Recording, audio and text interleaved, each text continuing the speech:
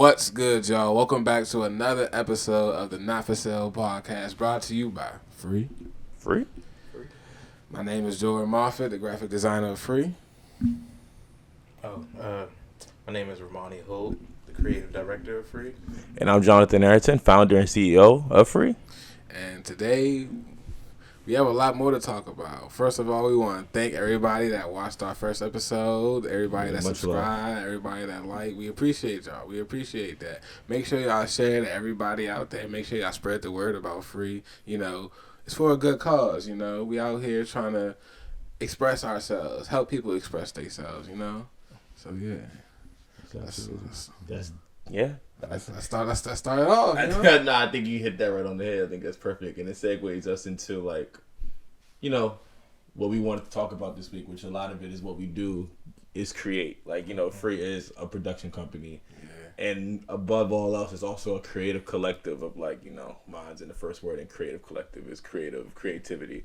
So, in order, I think to start this question off, or even just to pop this whole thing off, is what sparks your creativity? What are some things that happens and it's just okay, best time to work? What do you say? What are some things that sparks your creativity?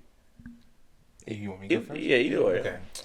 What sparks my creativity? I think just seeing other artists, as I look through social media and stuff, and just looking at images on Twitter and Instagram and stuff, and even when I take moments out for myself, when I ride my bike, I go walking, just sightseeing and stuff.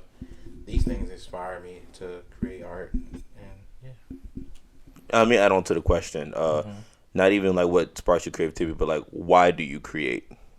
Why do I create? I've been creating since I was a kid, and it's just something I'm real passionate about. Just grown every time. I practice without having to practice for real. Yeah. Just by constantly drawing and coloring and painting and stuff. Doing what kids do, and just growing into something amazing. So yeah. Really good. That's sweet. That's sweet.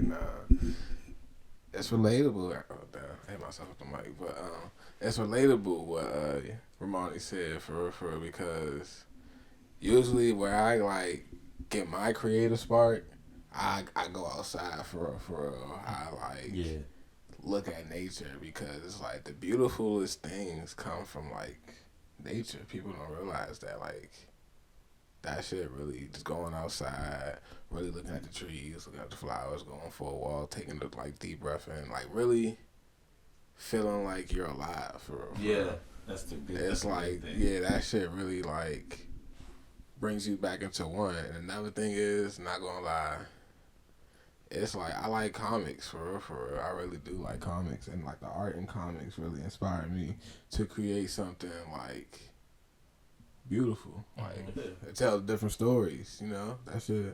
That shit is real inspirational to me for real. Yeah, absolutely. I love that. Yeah. I think for me personally, what sparks my creativity is knowing that there can be more done. Knowing that everything isn't completely always written, that there has to be something out there that can be discovered, because you learn something new every day. So that's something that also really sparks me. And I think for me as a black man in this era, this wave of this society that we live in, right? How people really don't want people of color to really have a voice. And I think creating allows me to have my voice heard, or it allows me to literally begin to find my own way to be free.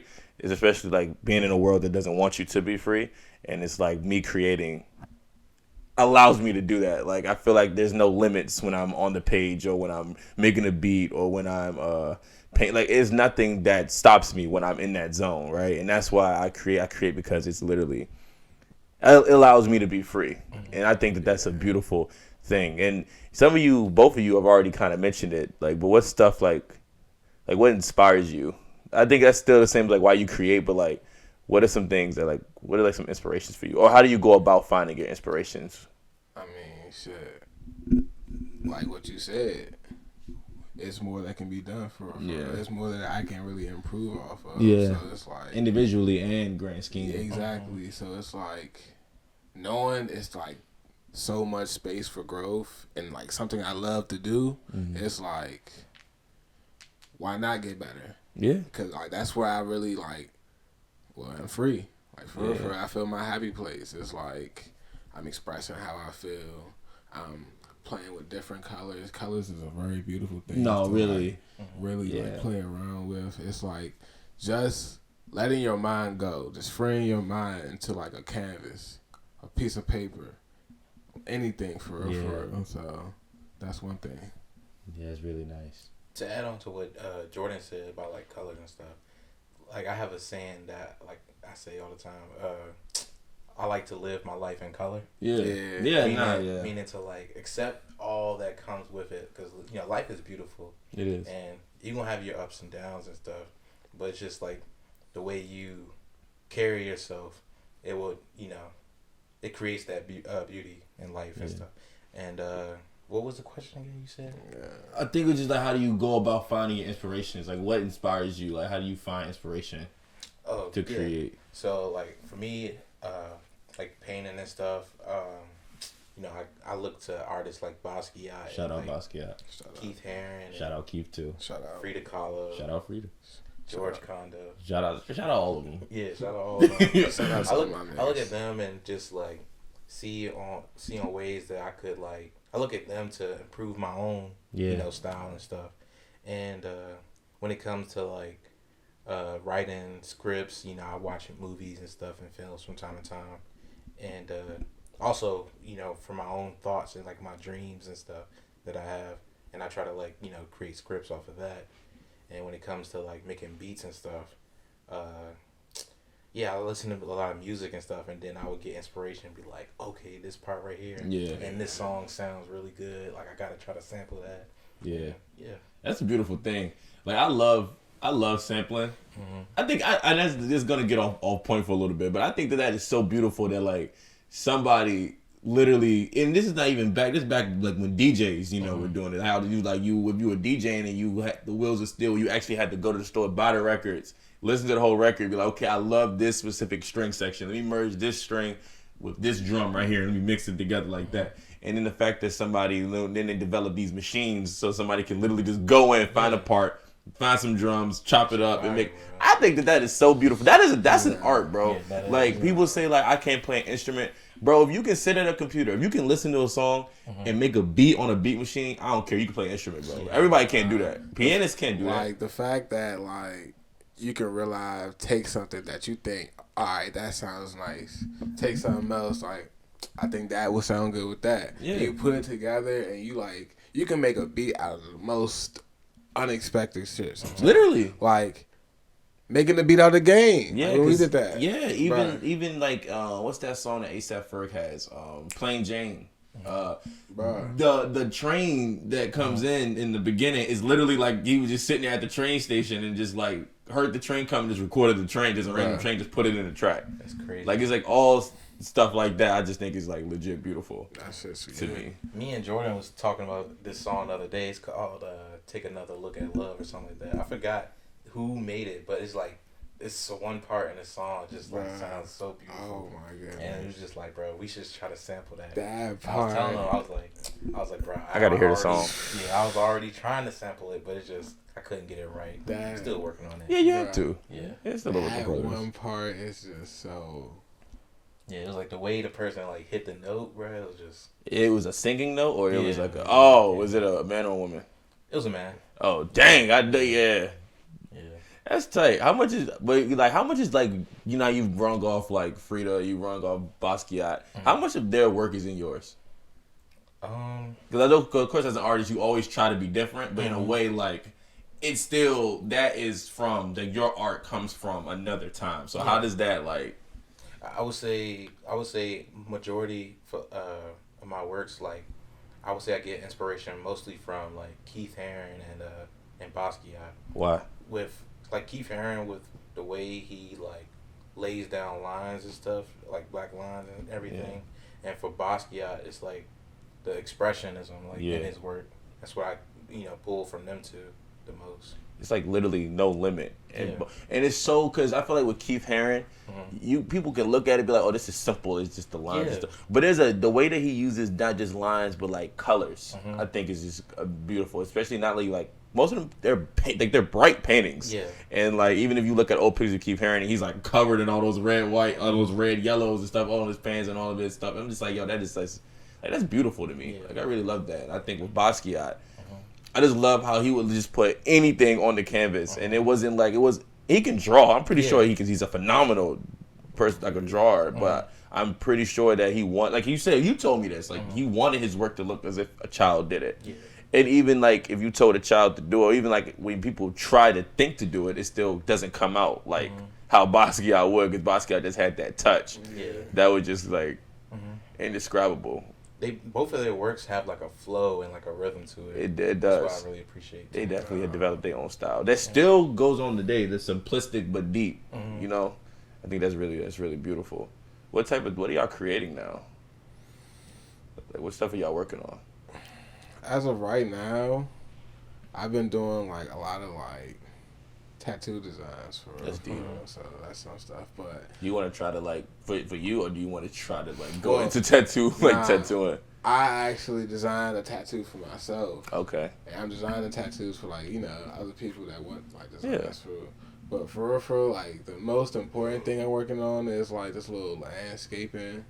Not really landscaping, but like it's basically like a nature portrait for okay. So it's just.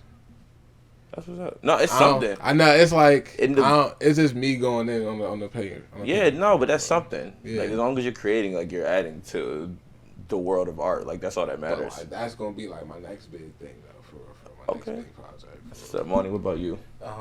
Right now these are just like I have an idea for a script, and it's from a dream that I had, and what else I'm gonna create.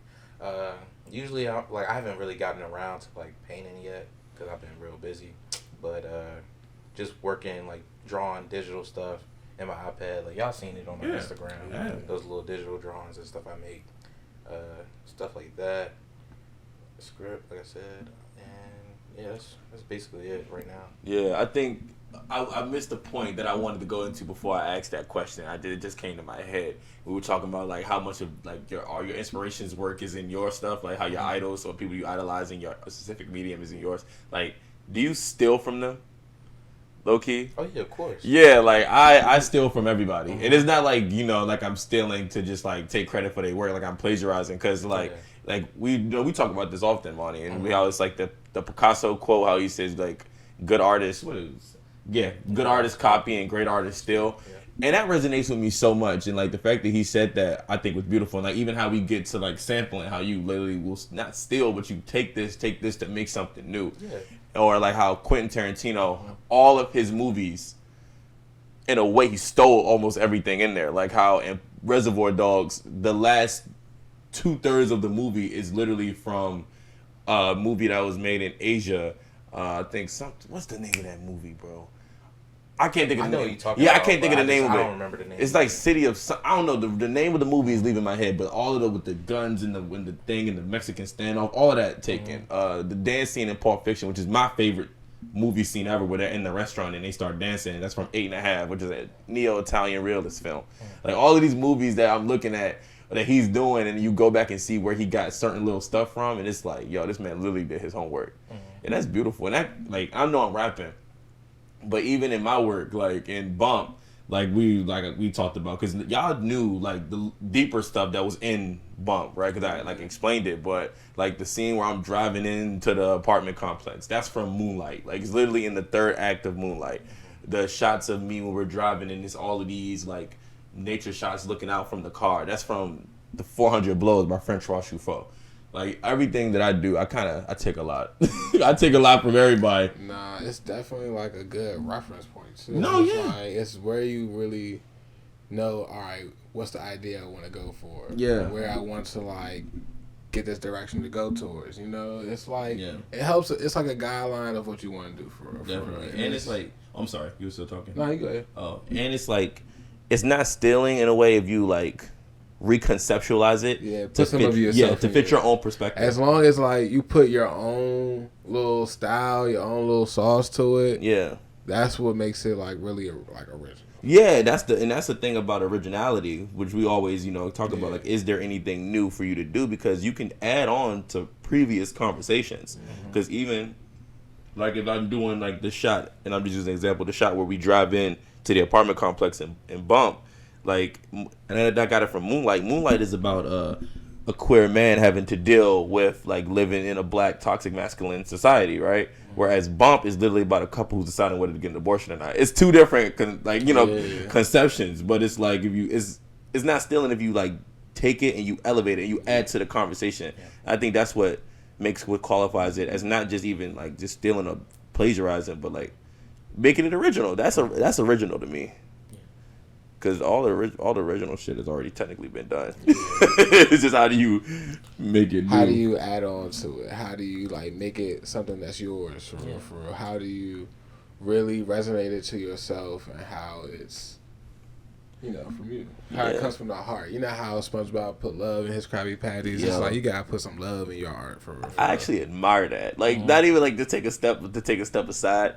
I respect that SpongeBob is so willing to wake up every morning and go to work on time, never late. That's the depiction of like doing your passion. Doing your passion. And even though he gets no money for that joint. And that's like a fast food restaurant. Like he's minimum wage, bro. Like he makes probably less. And Mr. Krabs is taking bank. That shit. No. How do you think he get them crabs? It's like he kills the crabs, right? Look, yeah. What's the name of the joint? It's called a what? What's the name of the sandwich? Patty. Which is made out of what?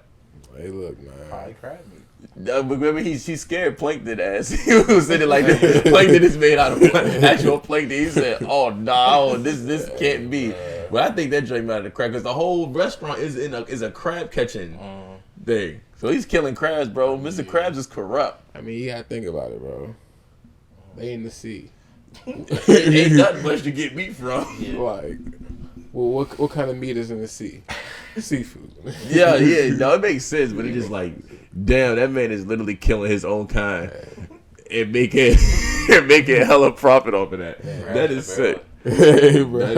That's like absolutely sick. But to get back to what we was talking about, like even that is so in itself is just so artistic that they were able to be creative and think outside the box like that. That's some shit. That's another thing. And we just looking at it deeply, but that's some interesting shit if you really think about it. That shit is real good. But I think what's so cool, and when I studied abroad in London, and in my first day in our theater class, our professor he asked us like, what do we think that the theater should be? Like, what do we want? Like, what do we expect in our art? Like, what do you expect in the art that you consume? Like, what do you feel like? Not even I'm trying to phrase this question. Like, what do you think art should be? I mean, it's a very vague question, but like, what do you think art should be? Honestly, for me, it's like at first, I just wanted something to like. I just wanted to make something that looks good to me. Because my art was always like drawing or painting or anything like that, right? Mm-hmm. And now it's like evolved into like wanting to make beats, right? Starting to want to write little skits, right? And starting to want to like have drawings and paintings that have more meaning to it. So it evolved from like stuff looking good to like stuff having like a real deeper meaning to it. Like you look at it and you're like, wow. But you look at it and you have like a second thought to it as well. Like you're not just having like just it looks good, but it makes you like, damn, like that's a lot going on in this joint. So it's like that's one thing I want my art to like show. Yeah, that's good. That's really that's a good starting point to creating. Yeah, I feel like. What about you, Monty? One thing that my teacher said back at Morgan that I, really just stuck with, and I really love this like way of looking at it. He was saying that art should be play. Like explain that. Like it should be fun. Like you shouldn't have no, not really like you shouldn't have any like restraints. Yeah. Like when you like creating and stuff, it should just be free. Like you should free. But that's why it's not free. because you have these big businesses that who aren't like, you have literally people who just do business, who are just trying to get into the business of making money off of art, who don't know a damn thing about art, who's trying to control what artists do. That's why record companies suck. Like, you know what I'm saying? Like, that's why, like, these movie companies, like, I'm watching, like, The Offer about The Godfather, right? Yeah. And none of these people, all these big people that was at Paramount, bro, was shaming the producers trying to make The Godfather, stopping them at every moment. None of them ever made a film in their entire life. How can you tell me what to do about my art that you have never practiced? Like, what? Yeah. Like, and when you bring up a good point, how it should be played, it should be restrained, but money messes it up. Business messes it up. Yeah. That's the... Back to what what we were saying about Basquiat and how he, wanted his work to be childlike, like as play. Yeah, it should be play. I definitely think. Do you think that art, right, should be, if you was to say three things, right? Mm-hmm. Where does entertaining come in? Do you think art should be entertaining? Mm-hmm. And if it is, to what extent? I mean, I would say no. You don't think it should be entertaining? Why you say that? I think it's interesting really, to think about. Like, when I think of entertaining, I think of, like, a movie that makes you, like, laugh or makes you, I don't know. Well, but that's the thing. It's not that, and my thing when I say that is not to say that it's less valuable, but it's still in your top 10 reasons as to why this is important. But it's like, when you as an artist, when you create, do you create to entertain people? No. Yeah, I don't do. What about you? Nah, I don't. Yeah. I not disagree. I agree. Like, that's not my first intention when I create. Like, when I create, I do it to, like, really just clear my head for like, creating this. It's just a thing that really, like, it's therapeutic for me. Yeah. It clears my head. It makes me happy. I listen to my music. It puts me in the zone. It's meditation for me. It's what makes me happy. Yeah. I would say when I'm making art, like, for me, like, I would have meaning in my pieces or whatever, but it could be, simple or complex. It doesn't really. It depends on how I'm feeling. Exactly. Yeah, but I definitely do. I definitely agree with that. Well, I was about to say it. But for the most part, like, I wanted to have, like, meaning and at the same time look appealing, like something that you would enjoy, like, walking past. And then stop you. Yeah, stopping. Yeah. It literally, I think that's the most, that's what I want my art to do. Mm-hmm. I've seen so many movies, heard so many songs, paintings, where you doing something, and you hear something or you see something, and it literally stops you in your tracks. Yeah. And you like you just looking at it. Mm-hmm. Like, I think that's so cool. I'm trying to figure out a movie that I did that to recently. I don't know what movie it was. It was some movie that, like, was out for a long time, but I never saw it. I think it was, you know what it was? It was the first Batman movie. I think it was Batman Begins. I've only seen The Dark Knight, and I've only seen the what was it, Dark Knight Rises? Yeah. Something like that. I've only seen those two. I've never seen Batman Begins. And I was watching the scene, and I was like, what? And I was hooked. I watched the whole movie. Like, I think that's beautiful. I think for me, like, when I create... That's the one with Scarecrow, right? Yeah, that is the one with Scarecrow. Yeah. And when I create, my last thing to do is to entertain you. Like, if you're entertained, then that's beautiful. I'm glad that you were entertained enough to just watch it. But my first thing, I want you to feel it, right? You have to feel. Like, I want you to be able to be like, damn, like, I feel that line, or I feel that emotion of this character. I feel that camera angle, right?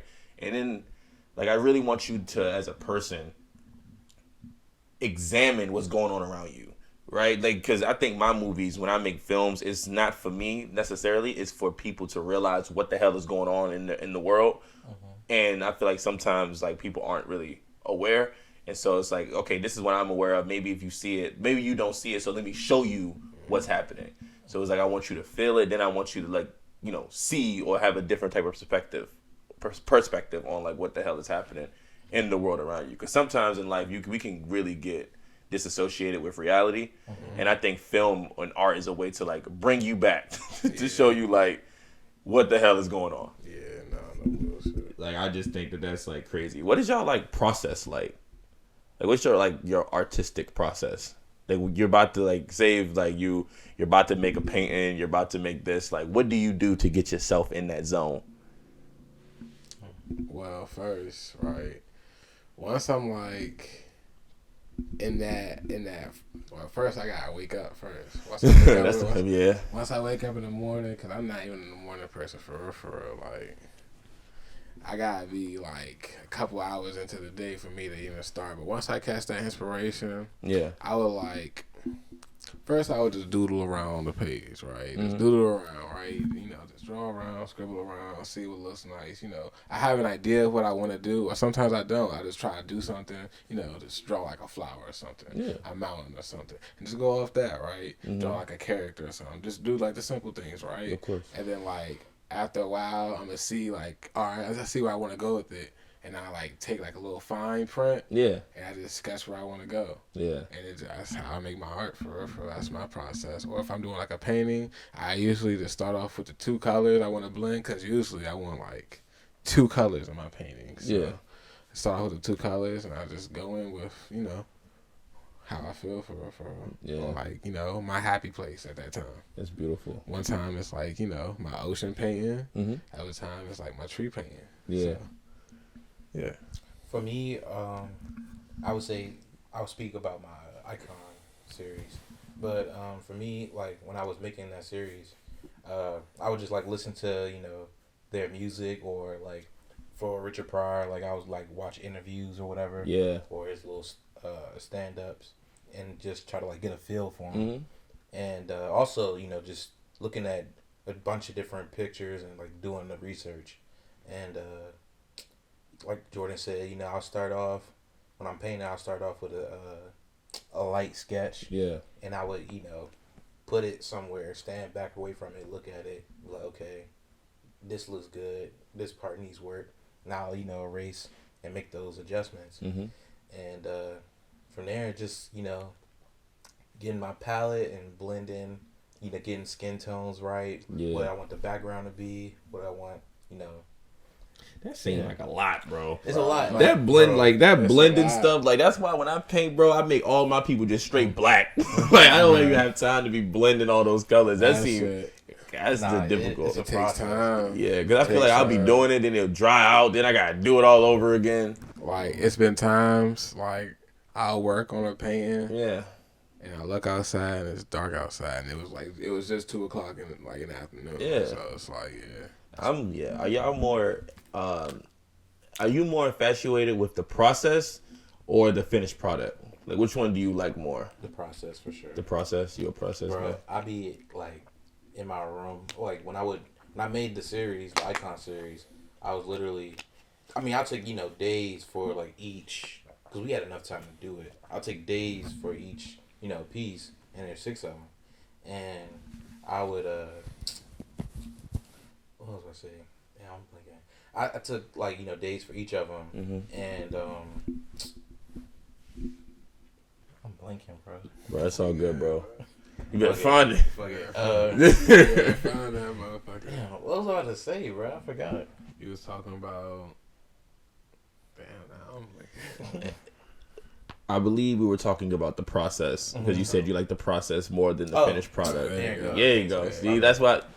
Bear with me, y'all. You good. Monty a working man. Yeah, bro. I'm tired. But I love the process more than the finished product.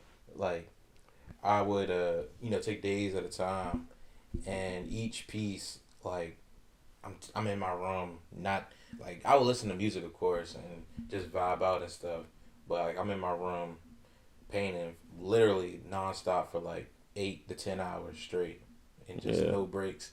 And then when I feel like, all right, I'm at a good stopping point, I will stop, put all my stuff away, and that's the muse. Yeah, that's definitely the muse. I be in the zone. Yeah, that's good though. Like, I love the process. Like I'm a big process guy. Like I love when you watch like the Louis Vuitton shows, especially when Virgil was the creative director, and then he would actually have like these behind the scenes of the development of a fashion show. Or like it will be like the behind the scenes of like how Dior makes dresses. I love stuff like that. I'm a huge process guy.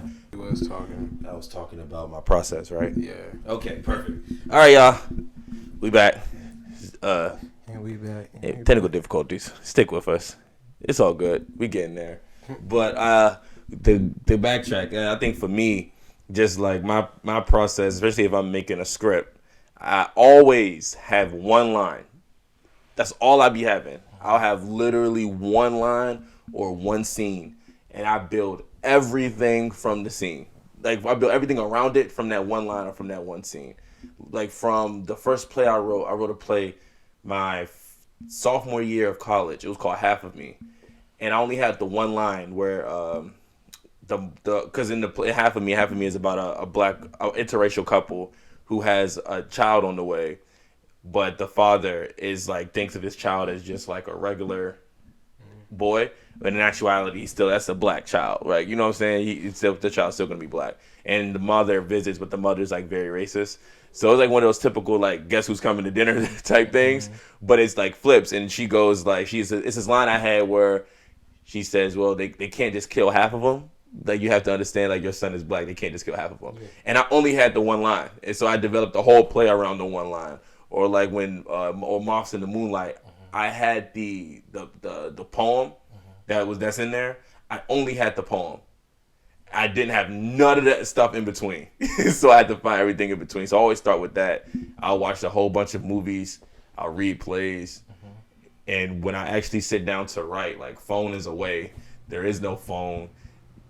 It's just me, my thoughts, my journal, handwriting. That's like my process. That's how I get that done. What's like your favorite thing that you created? Like that piece where you look at it, you just like.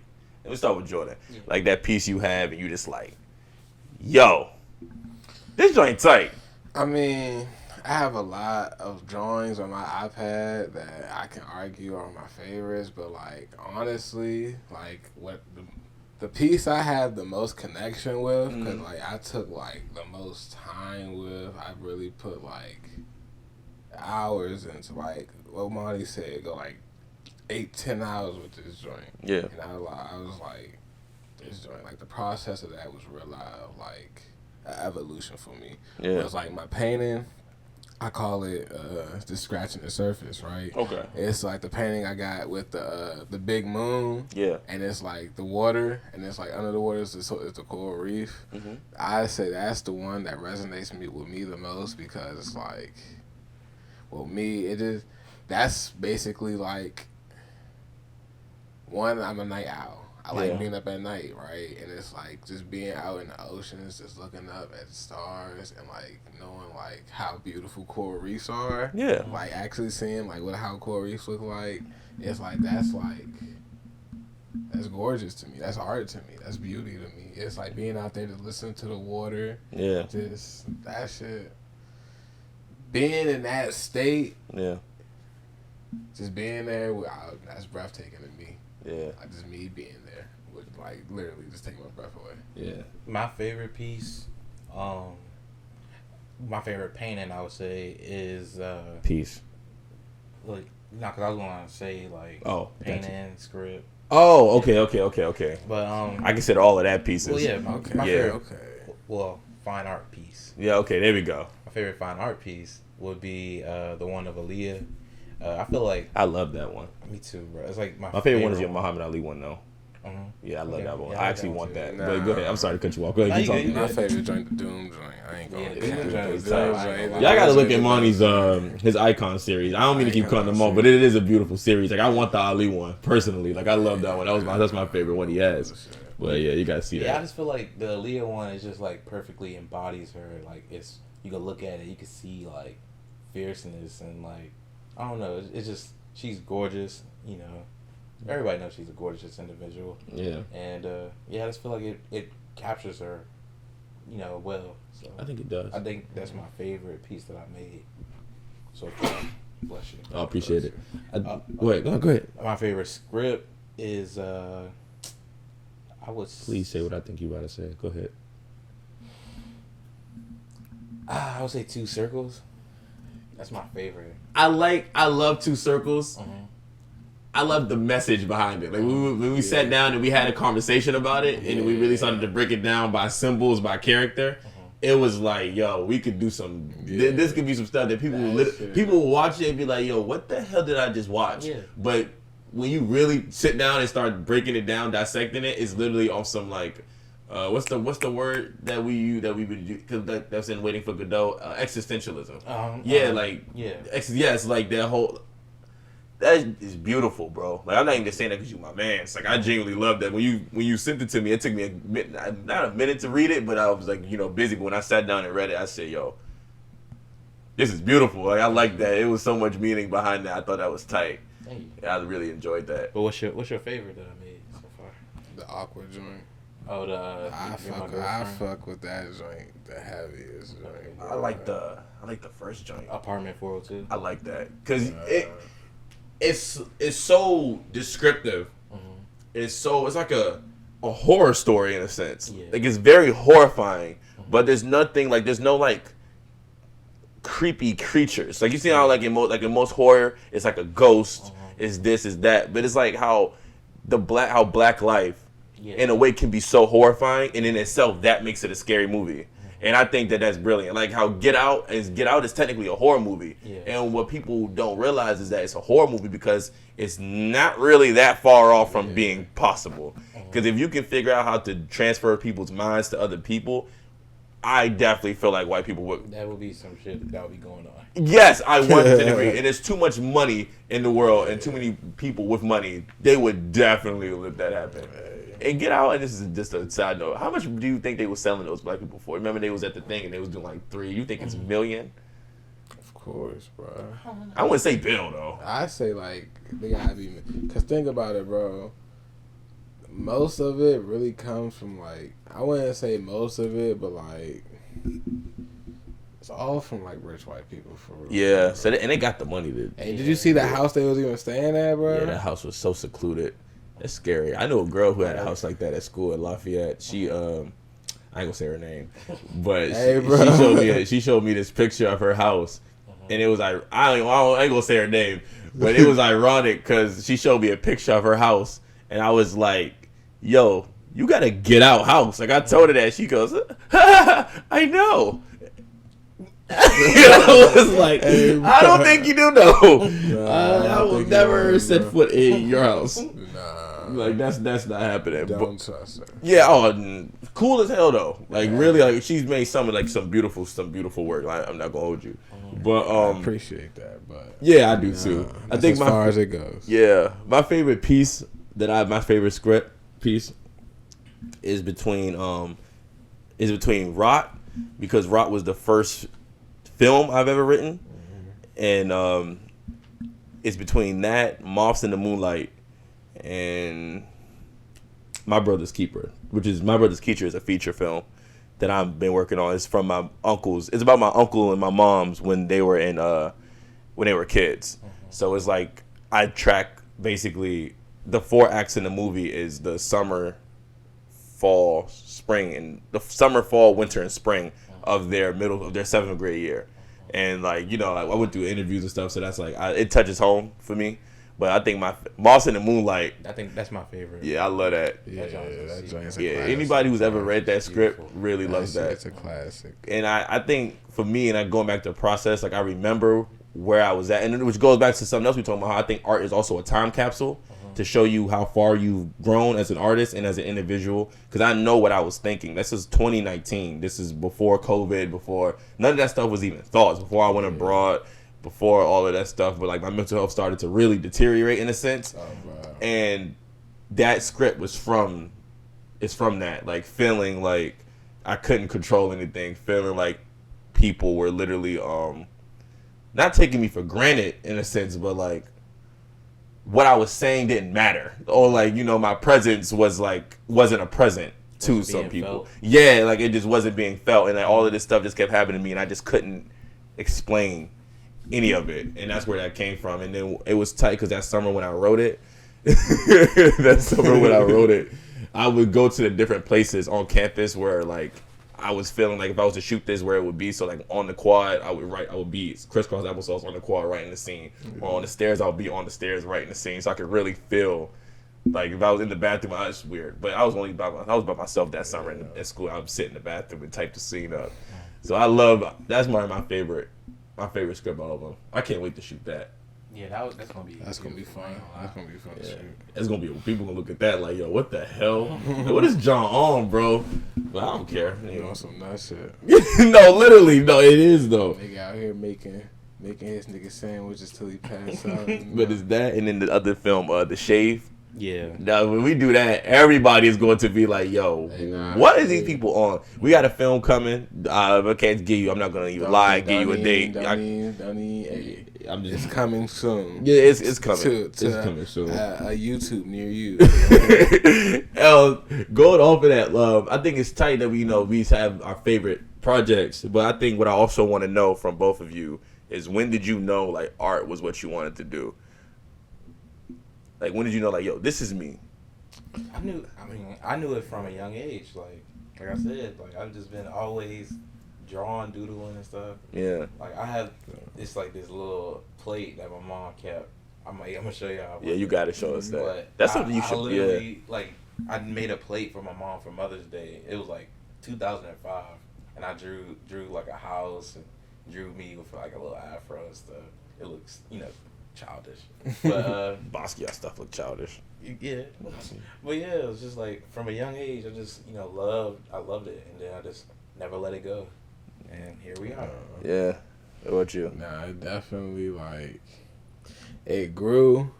My love for art grew after I stopped playing football for real. Yeah. Because it was like, after I was playing football, and I was like, damn, what the fuck am I about to do? Because the situation I was in was ass. But like, during that second semester, I was drawing something on the back of my little journal. I remember that shit is like taking me away from the situations I was going on, and like eventually people start seeing it, like, oh, like that joint look fire, and that kind of gave me that confidence to keep improving on it. So I kept working on it. I'm like, yo, I can actually do this shit. Like, this shit really you can. Takes my mind off of it. So I'll say around 2018 when I started taking it serious. Yeah. Taking it real serious. Yeah, definitely. And I think what's so tight is that I didn't even realize I realized I've been a writer and filmmaker my entire life, and I just didn't even know it yet. Wow. Like, I think that's what's so tight, how we've been artists our entire lives. Literally. It clicks at a time where you like, yo, this is it. Because you see these posters, like I got a training day poster. Me and my mother used to watch movies. Like, me and my mother can recite whole scenes together. Since we were since I was a young elementary, middle school kid. Like, she knows what line. She'll tell me a line, and I'll do a whole monologue from scratch. Like, I got the Denzel joint memorized. I got the Juice and Tupac, where I got all basically Tupac's lines in Juice memorized. I got the whole monologue that Daisy Domingue does, what she does in Hateful Eight, got that memorized. Leonardo, I got all of these lines memorized, and I have them. And I didn't realize how, and I would be looking at them not even, I just thought that was so tight to me. And then I got to college, and I had some professors that was really grooming me and helping me, and then here I am from here. But that has really been in my blood my entire life. And how my mom, we would watch the black films, the black cult films, the Love and Basketballs, the Thin Line Between Love and Hate, the Bad Boys, the typical black movies. But my dad was showing me the Goodfellas, the Casino, the Godfather, things that a 6-year-old boy, 7-year-old, 8-year-old boy should not be watching. But it was something about those movies, and you also war movies. And it's when you were a kid, you naturally would think I just want to see the violence, I just want to see the shooting, I just want to see this. But I wasn't like that. I was always asking yo, why is he saying that?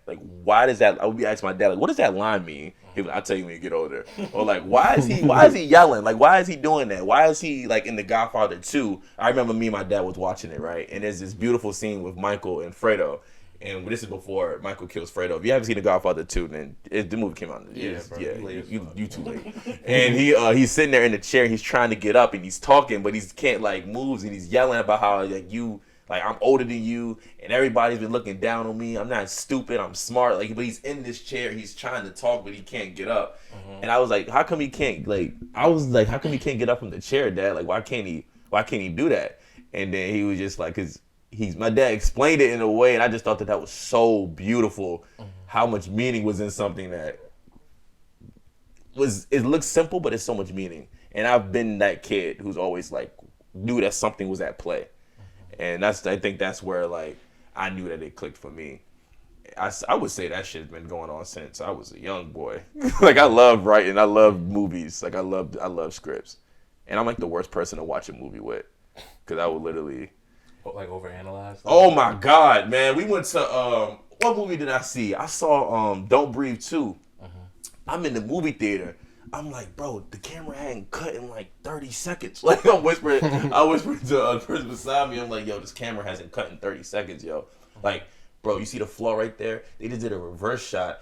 But when they did the reverse shot, there was a cup. Now there's no cup. How they not peep that? Like I'm like noticing like the smallest little details and lines and stuff, and like everybody be looking at me like, come on, bro. Like, just watch the movie. Just like, shut up. You don't know what's at stake. You don't know what's going on. I don't watch this shit no more, man. Yeah, I ain't watching nothing with you no more. Take me home, dog. That's funny. How do you think? Like, did you think school also helped your art? That help your art, but like, make you like inspire you more, or like how was your art in school experience? Like, in high school and elementary, middle. College, like how was your art in college experience? Or y'all always laugh about that. What I said about I ain't gonna say her name. Oh yeah, when she called you cliche. Yeah. Hey, bro. That's some interesting stuff to tell like a high school kid that your stuff looks cliche. But it's like, how can you tell me? Like, how could you tell me that? Yeah, it was.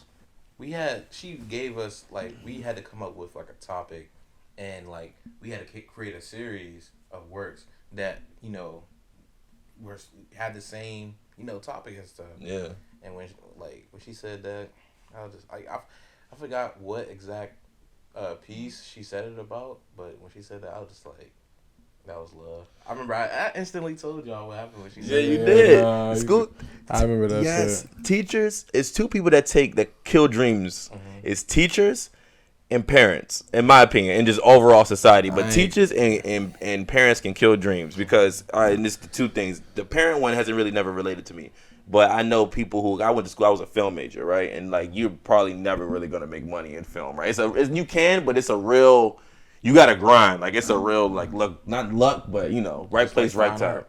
Yeah, it's fine art, right place, right time, right? And it's some kids whose parents are literally disowning them for doing that. Or, like, you'll do a job that makes you a lot of money, but then, like, you blowing your brains out 30 years later because you did something that you didn't want to do. You became a cog in the corporate machine, right? You just you're nothing. Like, you're not nothing, but you didn't do what you wanted to do, so now you hate it. Like, you need a crane to get out of bed to go to work. It's not something that you love.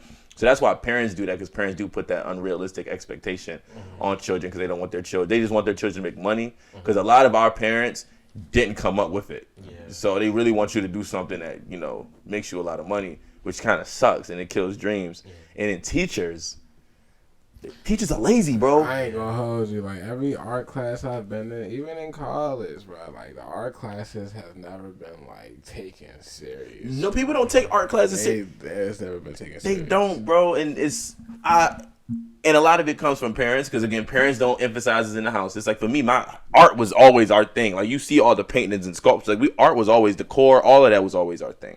So I always took art serious. That was the one class I took serious. Yeah, and like, even teachers, and I told y'all this, but how Monty said that about this specific teacher, and I have a similar situation like that, but this happened in 8th grade, and this deterred me from writing, from doing anything theater. I swore off of it. Like, I was like, yo, I'm not doing this no more. I suck. I'm this, and I really let somebody get to my mental state like that. But when I look back on it, I was only 13. Yeah. It's like, when you're a kid and you're like, stuff like that can really affect you. But I had this teacher, I'm not gonna say her name, but if you was at this specific school, and if you know me, and if you knew you had the class with me in 8th grade, you know who this teacher was.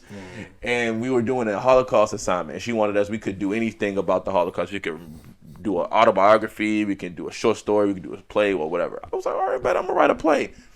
I wrote this play, and I'll say, if somebody takes it, just make sure you give me credit. Like, just give me the story by, just give me some type of credit, inspired by credit. I don't even got to pay, to say inspired by Jonathan Arrington from Free. And in this, it was called Last Train to Poland. And it was about these 5 people who escaped from a concentration camp, and it was these 2 Nazi soldiers that helped them escape. Right? They was like, they ain't like what they was doing. It was okay, we gonna help, right? But while they on this little train, they have to be like kind of like quiet so they can't be too loud. But while they're like grinding down on this train, one of the people that escaped, like one of the inmates, or not inmates, but one of the people that are in the camp. Yeah, in the camp, he like recognizes the one person that like a soldier, and this soldier killed like his family. Like he witnessed them just shoot him down in the street, and so he was like he's like, can you? The whole thing was like, can you forgive? Can you stay in the same spot with somebody who caused you pain? And can you what do you sacrifice for the greater good of everybody? Like, when is revenge acceptable when you know that there is a positive game? Or when is revenge acceptable when you know that the person who did something is sorry that they did it and is trying to do better? And at the end of the play, they all ended up getting caught, and they all died. But I was in my. That's not funny. No, it's not funny. It was just in my Shakespeare stuff. But I said all that. But what's sad is I woke up. I'm 13 years old. I woke up, and I wrote this play. It was like 20, 30 pages. I can't remember. And I wrote it all by hand. And I was beautiful. My mom read it. My dad read it. I'm practicing the lines. I'm like, yeah, because we're going to move this with this. I'm figuring out the set designs as if this is real. Like, I wrote all of this stuff down. I gave her the paper. She never graded it. She never looked at it. I never got it back. Like, she literally lost it. I feel like she probably lost it. And in my head, I'm just like, well, damn, bro, do I suck? Like, why did she just not even give me the time to at least... She could have if she would have wrote a check on that joint and gave it back, I would have been satisfied. I never got that paper back. I wish I had that. And that really discouraged me from writing, bro, from doing anything. I said I'll never do this again. And then I got to high school, and I got to college, and then that spark came back when I saw shows and was reading books and was doing all these things. So that's how I got that spark back. But for a long time, bro, I was like, man, F the theater, bro. I ain't never doing this stuff again. This is stupid. This is a waste of my time, bro.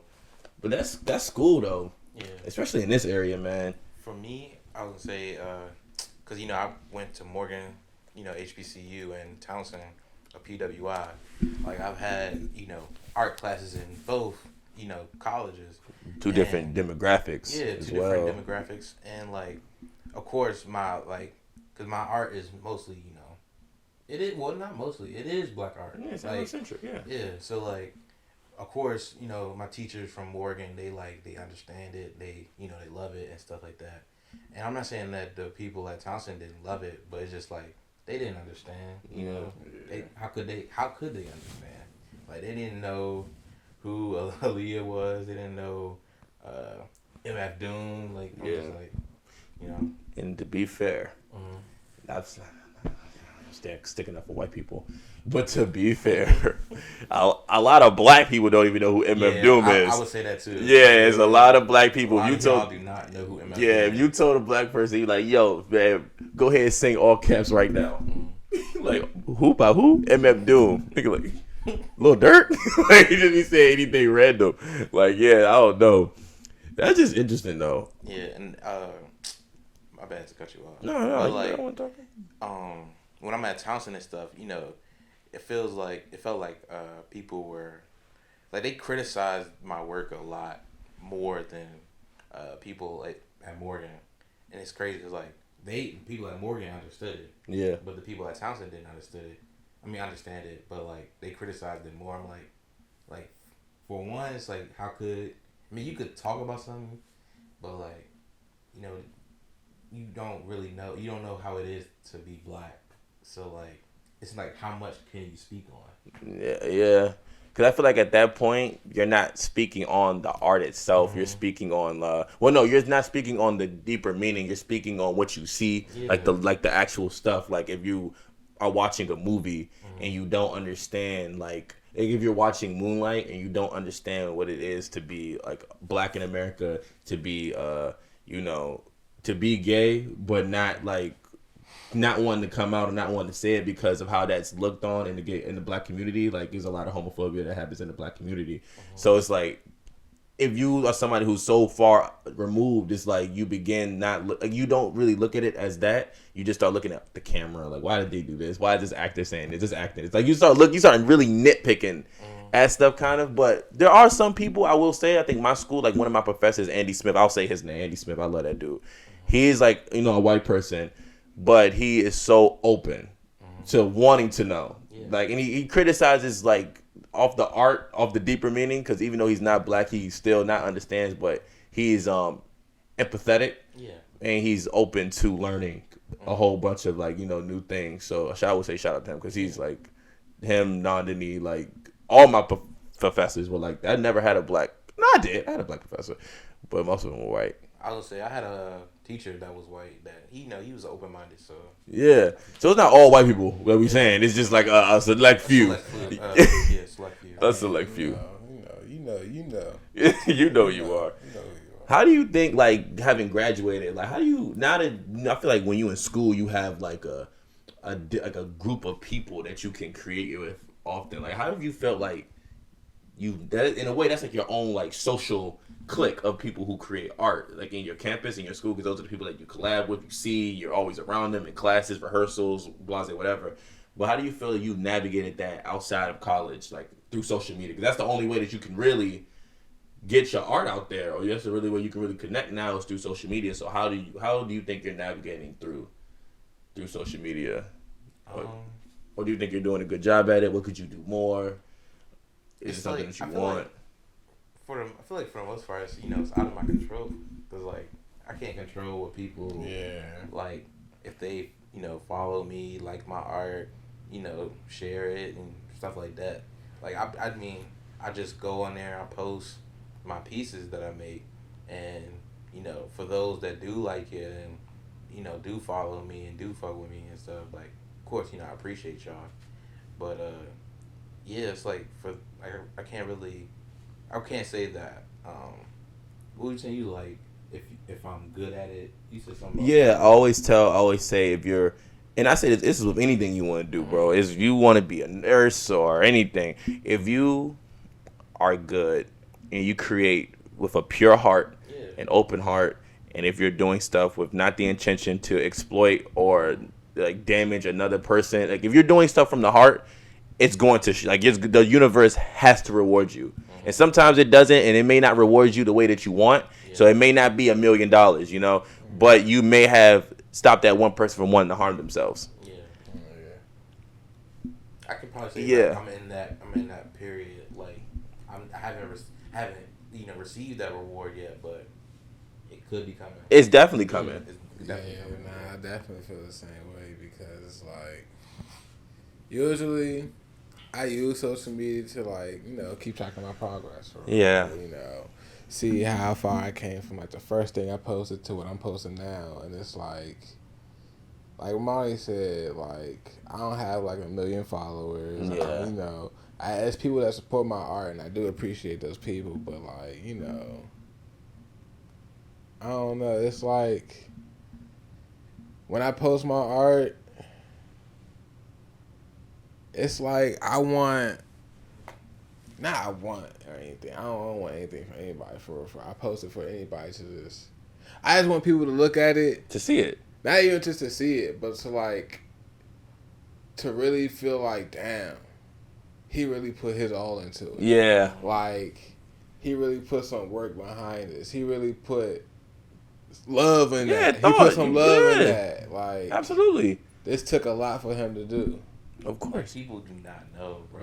It is such a grueling thing sometimes to be an artist, and it's really hard to. I'm pretty sure it's hard to be like a famous artist when you got people you can't even go out nowhere. I'm pretty sure it's hard, but this beginning stage of trying to get there is the most grueling, most hard, disheartening sometimes. It's puts you in states of like, I'm not worthy, I'm not good.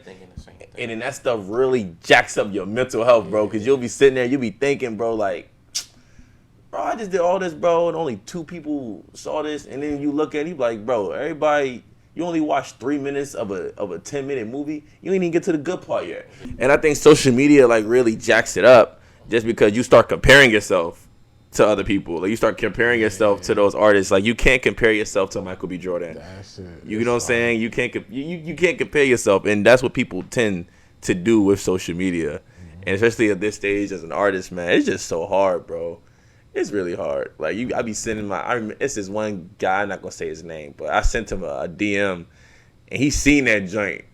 Like it says seen. Like, bro, this new age social media now. I know, like I know you seen this joint. I can unsend like.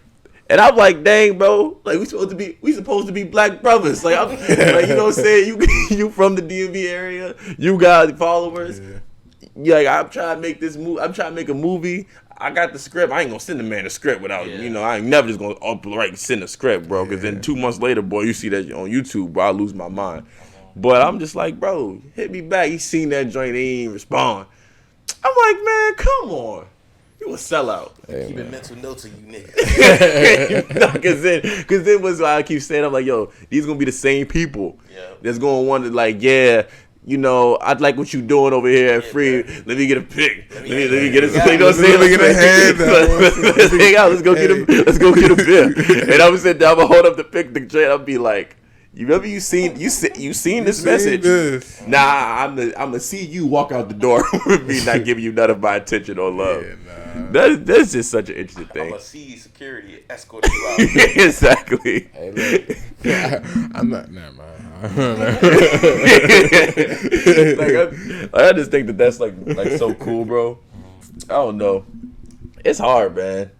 It definitely is hard out here. Yeah, but we're going to see that. What I like is that one, we all have each other, and as long as we keep doing stuff from the heart, we're gonna be fine. And plus, we love doing it for real. Yeah, if you love doing something, it's a passion for real. I love this shit. Like it's midnight right now, and most of us, just got off. We all just got off of work. Well, like look at me. I don't work on the weekends. I got work tomorrow. I forget. 5 a.m.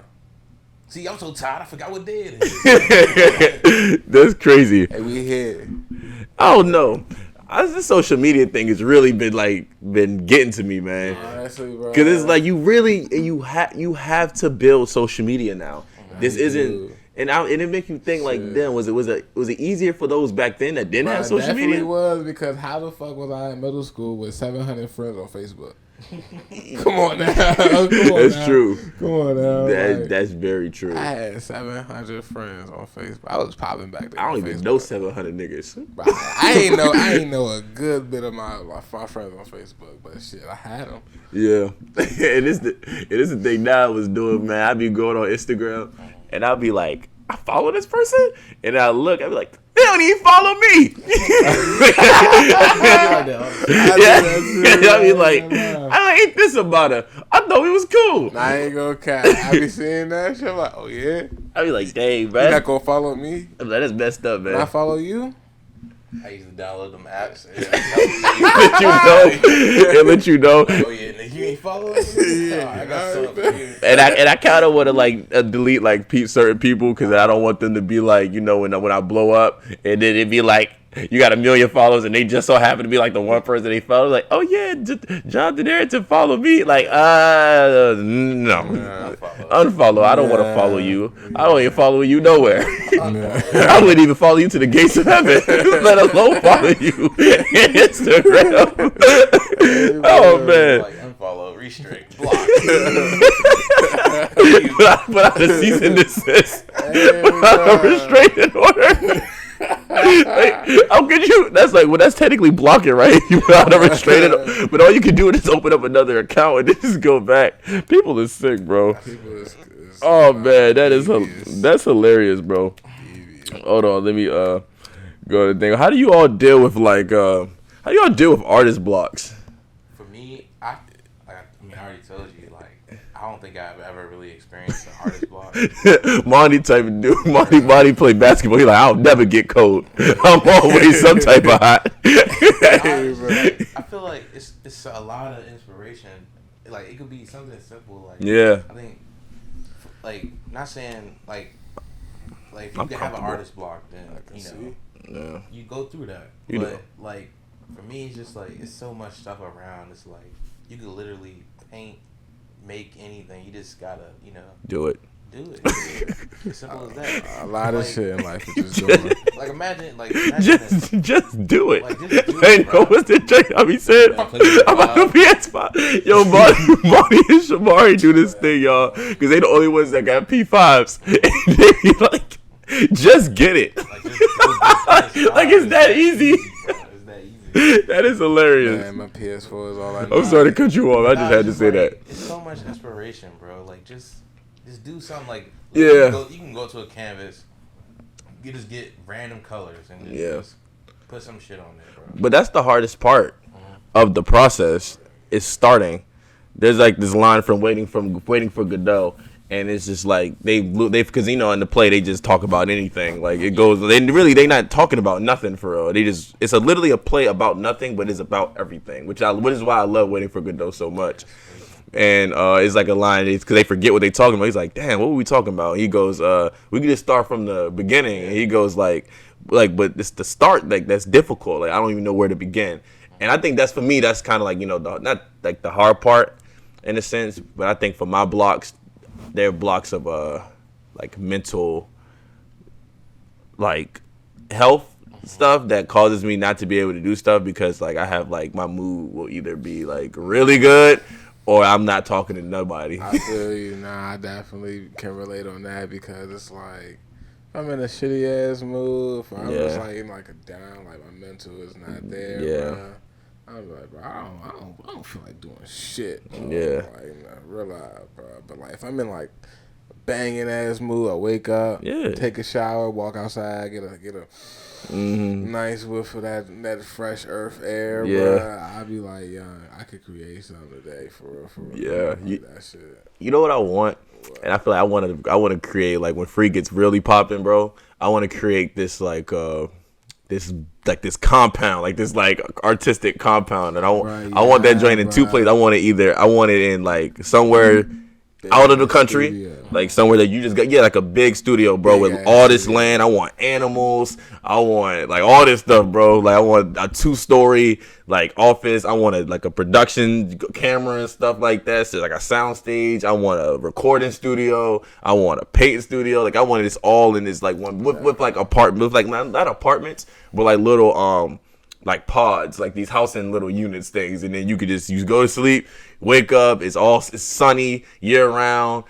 I want people to I want to hire cooks. Like it's gonna be a really tough thing, bro. I definitely want to make that community of like great people that want to like create art. Yeah, that shit, like that's what drives it. That's what makes stuff so strong, bro. And like if you think of all of these movements, like the golden age of hip hop, the boom bap era, like there's people doing that, right? Like if you think of the film movements, and especially the film movement that comes to my head is the film movement in the 70s, the LA Rebellion with Killer of Sheep, Charles Burnett, Julie Dash, what's my man name? I think it's Charles Clark, something Clark. And it's like you got all these people, but they were all in school together, and they made this beautiful movement of art, bro. But they were together, and they succeeded because they were together. And I think that's what we're trying to do here with Free, is we're trying to pull all of these people together to create this art. But it's like, damn, bro, how do we get to these people, especially with social media? It's like we really do have to, we gotta find them. That's just deep. I love that though, man. So I think it may be. We've been going on for damn near 3 hours. That's a wrap. Yeah, that's a wrap. Go ahead, Monty. You can close it out. Okay.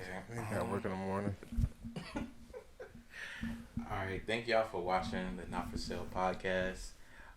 If you liked it, like it.